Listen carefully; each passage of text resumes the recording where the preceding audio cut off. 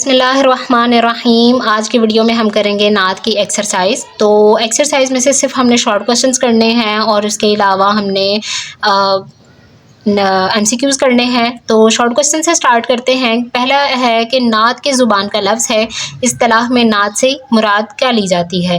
تو اس کا آنسر ہے کہ نعت عربی زبان کا لفظ ہے اور نعت سے مراد ایسی تحریر ہے جس میں آپ صلی اللہ علیہ وسلم کی تعریف بیان کی جائے۔ دوسرا سوال ہے کہ شاعر کے نزدیک شریعت اور محبت کے تقاضے کیا ہیں؟ تو اس کا آنسر ہے کہ شاعر کے نزدیک شریعت کا تقاضا یہ ہے کہ آپ صلی اللہ علیہ وآلہ وسلم کو آخری نبی مانا جائے، اور محبت کا تقاضا یہ ہے کہ انہیں اللہ تعالیٰ کا محبوب مانا جائے۔ تیسرا شارٹ کوشچن ہے، سراپا گوش ہونا کا مطلب کیا ہے؟ اس کی مثال صحابہ کرام کی سیرت سے پیش کریں۔ تو اس کا آنسر ہے کہ سراپا گوش ہونے کا مطلب ہے نہایت توجہ اور خاموشی سے سننا۔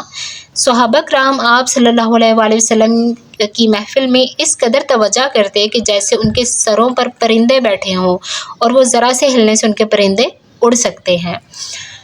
چوتھا شارٹ کوشچن ہے کہ چشمہ آب بقا ایک تلمیح ہے، اس کی وضاحت کریں۔ تو اس کا آنسر ہے کہ چشمہ آب بقا سے مراد وہ چشمہ ہے جس سے اگر کوئی پانی پی لے تو وہ ہمیشہ زندہ رہتا ہے۔ اسی طرح شاعر کا خیال ہے کہ نبی کی یاد میں بہنے والے آنسو انہیں ہمیشہ زندہ رکھیں گے۔ پانچواں شارٹ کوشچن ہے، نبی کریم صلی اللہ علیہ وآلہ وسلم کا نام نامی سننے پر ایک مسلمان کو کیا کہنا چاہیے؟ تو درود کہنا چاہیے۔ تو اس کا آنسر ہوگا کہ نبی کریم صلی اللہ علیہ وآلہ وسلم کا نام نامی سننے پر ایک مسلمان کو درود کہنا چاہیے۔ اب چلتے ہیں ایم سی کیوز کی طرف۔ تو ایم سی کیوز ہیں کہ نعت میں ردیف کیا ہے؟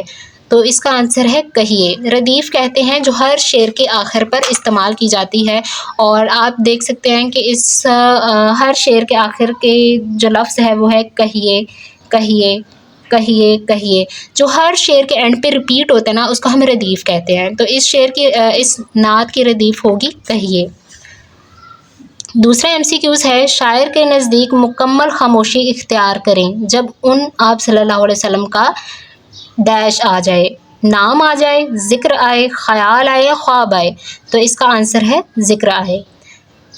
تیسرا شارٹ ایم سی کیوز ہے کہ مجتبیٰ اور مصطفیٰ کے الفاظ سرکار دو عالم کے ہیں، کنیت، القاب، خطاب یا اعزاز۔ تو اس کا کریکٹ آنسر ہے القاب۔ پھر اگلا ایم سی کیوز ہے کہ خاک کا لفظ نعت میں آیا ہے ایک مرتبہ، دو مرتبہ، تین مرتبہ یا چار مرتبہ۔ تو اس کا کریکٹ آنسر ہے 3 مرتبہ۔ جیسے کہ آپ اس شعر کے اندر دیکھ سکتے ہیں، شعر نمبر 6 کے اندر، کہ غبار راہ طیبہ سرمہ چشم بصارت ہے، یہی وہ خاک ہے جس خاک کو خاک شفا کہیے۔ 1، 2 اور یہ 3۔ تو 3 دفعہ خاک کا لفظ استعمال ہوا ہے، تو اس لیے اس کا کریکٹ آنسر ہوگا خاک، 3 مرتبہ۔ پانچواں ایم سی کیوز ہے کہ نعت کے مقطع میں شاعر کی آنکھوں میں آنسو نہ رکنے کا سبب ہے۔